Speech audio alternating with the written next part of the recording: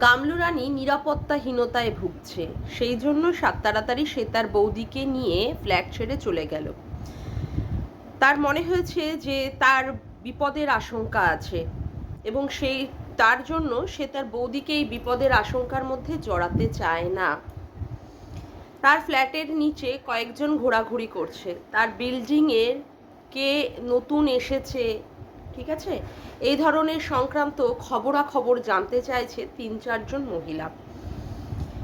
তা ফ্ল্যাট থেকে বেরোনোর সময় আমরা কিন্তু তার কোনো দেখলাম না, মানে তাকে তার উপরে যে হামলা হতে পারে বা অ্যাটাক হতে পারে সেই রকমের কিছুই দেখলাম না। খুব সুন্দরভাবে সে তার বৌদিকে নিয়ে চলে গেল।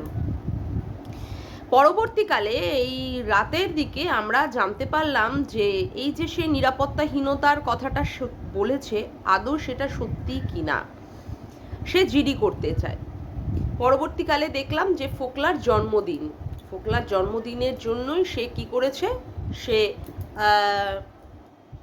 ফ্ল্যাট ছেড়ে গেছে জাস্ট বিকজ ফোকলার জন্মদিন পালন করবে। তাহলে এই এত বড় মিথ্যে কথাটা তো আমাদের কাছে বলার কোনো দরকার ছিল না, তাই না বন্ধুরা? যেখানে দেখা যাচ্ছে ফোকলা সুন্দরভাবে তার বাবা মার সাথে জন্মদিনটা পালন করছে। তোমরা জাস্ট একটু দেখে নাও।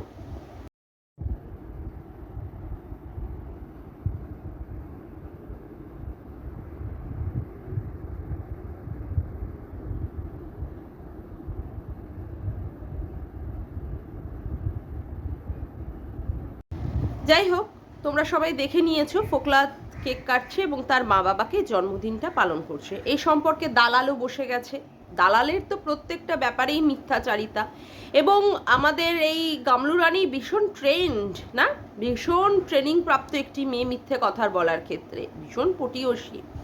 এক কাপড়ে নাকি সে শ্বশুর বাড়ি থেকে বেরিয়ে এসেছিল, অথচ পরবর্তীকালে দেখা গেছে সে তার দরকারি জিনিসপত্র থেকে শুরু করে গয়নাগাটি থেকে শুরু করে কোনো কিছুই শ্বশুর বাড়িতে ফেলে আসেনি, সবই তার সাথে নিয়ে গিয়েছিল। তাও তার দালাল দিদিদের বলতে হয়েছিল এক কাপড়ে সে নাকি বেরিয়ে এসেছে শ্বশুর বাড়ি থেকে। বাবা সত্যি। তারপরে আবার কি, তার উপরে ডোমেস্টিক ভায়োলেন্স হয়েছে। বাবা, এত ভায়োলেন্স হয়েছে, তার 3-3বার তার উপরে নাকি মার্ডার টু অ্যাটেম্প কেসের মতো জায়গায়ও তাকে পৌঁছে দেওয়া হয়েছে। যাই হোক, এখন দেখা যাচ্ছে মোটেই সে নিরাপত্তাহীনতায় ভুগছে না। মানে মিথ্যে আমাদের কাছে বলার জন্য, দর্শকদের বা পাবলিকদের মিথ্যে বোঝানোর জন্য সে এরকম একটা জাস্ট চালাকি করে বেরিয়ে গেছে, কিন্তু নিরাপত্তাহীনতায় কথাটা সে বলেছে। কালকে আরজি করে ঘটে যাওয়া একটি ঘটনা আমার চোখের সামনে আসলো, এবং যাই হোক, এই ব্যাপার নিয়ে আমার মুখ খোলার দরকার বলেই আমি মনে করেছি। নিরাপত্তাহীনতা। একজন ডাক্তার যে কিনা আরজি করে 2য় বর্ষের স্টুডেন্ট, তাকেই কেউ নিরাপত্তা দিতে পারলো না। ঘুমের মধ্যে দিয়ে তার রেপড হয়ে গেল, শরীরে 10-10টা ক্ষত, যৌনাঙ্গ ছিন্ন বিচ্ছিন্ন, চোখের থেকেও রক্ত বেরিয়েছে, চোখে মুখে কালশিটে দাগ, হাত মানে আঙুলগুলোকে ভেঙে দেওয়া হয়েছে, মুড়িয়ে ভেঙে দেওয়া হয়েছে। প্রচণ্ড বেদনা নিয়ে, প্রচণ্ড কষ্ট নিয়ে মেয়েটিকে এই জীবন ত্যাগ করতে হয়েছে। নিরাপত্তাহীনতা। সত্যি আজকে যে জায়গায় আমরা দাঁড়িয়ে আছি, কোনো মহিলাই আজকে কিন্তু আমরা কেউই সুরক্ষিত নই। যারা আমাদের মানে কি বলবো, যে ডাক্তারদের আমরা মনে করি ভগবান, যে কোনো একটা অসুখ বিসুখেই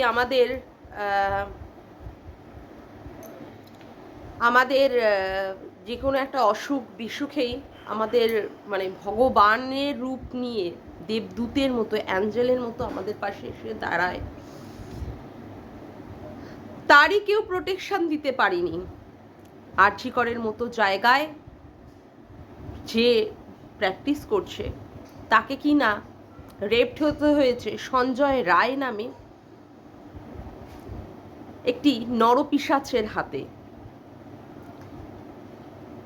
তারা মানে সেই দিন রাতের বেলায় তারা বন্ধু বান্ধব মিলে অলিম্পিক খেলাই চলছে, অলিম্পিক গেমস দেখে শুয়েছিল। সেই রাতের বেলায় সে কাজ ছেড়েছে মদ্যপ অবস্থায়। এখন জানি না সত্যি এর পিছনে কোনো মানে গভীর কিছুর মানে হাত আছে কিনা বা প্রভোক্ট হয়েছে কিনা, তবে অবশ্যই এটা তো কিছু এতটা সাহস সে তো এমনি এমনি জোগাতে পারে না। পুলিশ ব্যারেকে সে থাকতো, সিভিক পুলিশেরও নাকি সে চাকরি পেয়েছিল, তো যে এই পোস্টে হোল্ড করার পরে এইরকম একটা জায়গায় সে থাকার পরেও সে কিভাবে এরকম একটা মানে কি বলবো অমানবী এবং মানে পিশাচীয়ভাবে সেই কাজটা করলো শুধুমাত্র তার যৌন লিপ্ততা পরিপূরণের জন্য। কোথায় চলে গেছে না আজকে আমাদের সমাজ। আজকে আমরা চাঁদের মতো জায়গায় পদার্পণ করছি, সেখানে গিয়ে আমাদের ভারতবর্ষের ফ্ল্যাগ আমরা পুঁতে দিয়ে আসছি।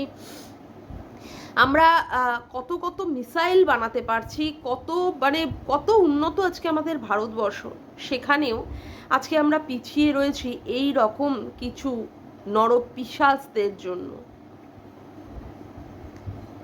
আজকে মানে সত্যি আজকে আমাদের মেয়েদের মানে অল টাইমই ভোগ্য পণ্য বলে মনে করা হচ্ছে, অল টাইম। এর আগেও আমরা নির্ভয়া কাণ্ড দেখেছিলাম দিল্লিতে, সেখানেও মেয়েটিকে একটি মানে ডাক্তারি পড়াশুনো পাঠরতা মেয়েটিকে এইভাবে রেপড হয়ে মারা যেতে হয়েছিল। আজকেও ঠিক তার ব্যতিক্রম হলো না, কারণ যৌন লিপ্ততার পরিপূরণের জন্য একটি মেয়েকে তার মানে তার খিদের বলি হতে হয়েছে।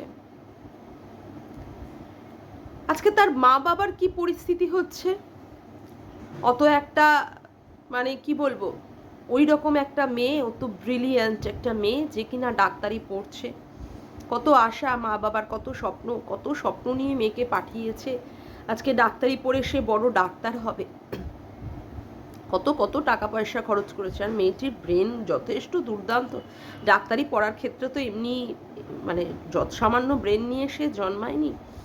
তাকে কি না আজকে কারোর যৌন লিপ্ততার শিকার হয়ে তাকে মারা যেতে হয়েছে।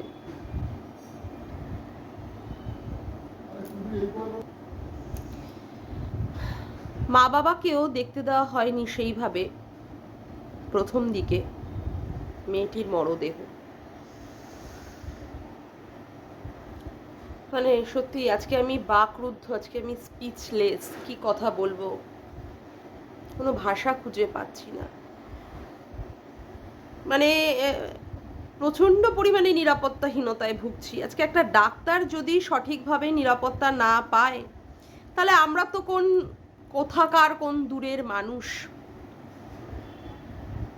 এখনো পর্যন্ত মেয়েরা সেইভাবেই শিকার হয়ে যাচ্ছে যৌনতার লালসার, ক্ষুধার নিবৃত্তি করার, চাহিদা মেটানোর, পুরুষদের চাহিদা মেটানোর এখনো সেই নিবৃত্তিতে এখনো পর্যন্ত পড়ে রয়েছে। ছি, হায় শিক্ষা, হায় ধিক্কার আমাদের সমাজ, আমাদের প্রশাসন, যেখানে পুলিশ প্রোটেকশন দিতে পারে না, সেখানে আমরা তো দূর কি বাত।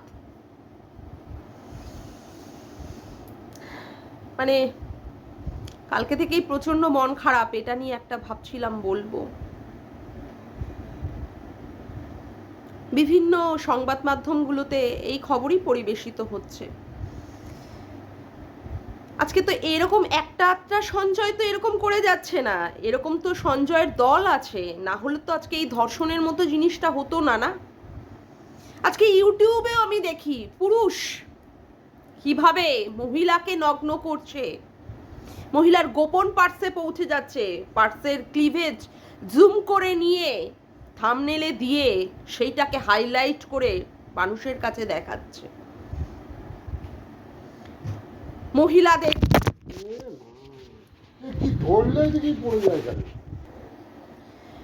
ছেলেটি বিভিন্ন সময় রাতের বেলায় অনেক রাত্রেও ফিরতো, তার বাড়িতে মদ্যপ অবস্থায় এসেও অশান্তি ঝামেলা ঝুট ঝামেলা করতো তার পাড়া প্রতিবেশীদের খবর সূত্রে। তারপরে অনেকেরকে পুলিশের চাকরি দেওয়ার নাম করে অনেকের থেকে টাকাও তুলতো, মানে অনেক গুণ ছিল। আমার কথা হচ্ছে যে এই একটা আধটা পুলিশ, মানে এই একটা আধটা পুরুষ তো এরকম ভাবে করছে না। আজকে আমার কথা হচ্ছে যে আমাদের মানসিক বিকাশের দরকার, প্রত্যেকের আমাদের মানসিক বিকাশের দরকার। আমি মানে অবাক হয়ে যাচ্ছি, অনেকে এমনভাবে মুখের ভাষা দিয়ে, অনেক পুরুষ এমনভাবে মুখের ভাষা দিয়ে মেয়েদের নগ্ন করে দিচ্ছে ইউটিউবের মতো জায়গায়ও, সেখানেও পর্যন্ত মেয়েরাই নিরাপত্তাহীনতায় ভুগছে। আজকে তো এরকম এক আধটা কেস নয়, এরকম অনেক কেস ঘটে যাচ্ছে। এবার তো এইগুলোর স্টেপ নেওয়া দরকার, সরকারের তো এবার সেই দিকে দৃষ্টিপাত করা দরকার। অবশ্যই আমাদের মাননীয় মুখ্যমন্ত্রী এই ব্যাপারে সিবিআই তদন্তের আশ্বাস দিয়েছেন, তিনিও চাইছেন হোক সিবিআই তদন্ত। কিন্তু আমার কথা হচ্ছে যে আমাদের দৃষ্টিভঙ্গিটা আরো পরিবর্তন করার দরকার। কোথায় আমরা পৌঁছে গেছি?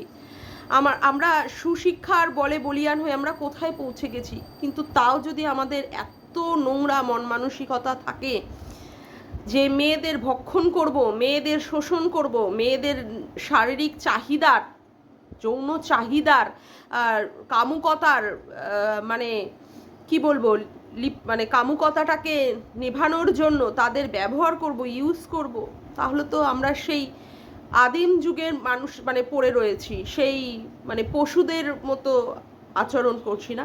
যেমন করে বাঘ সিংহরা খাবারের জন্য কেমন করে ঝাঁপিয়ে পড়ে পশুদের উপরে, তাই না? সেইভাবে আমাদের মন মানসিকতাও সেইভাবেই এখনো পর্যন্ত হয়ে রয়েছে। আমাদের মন মানসিকতাই আগে আমাদের বদলানো দরকার।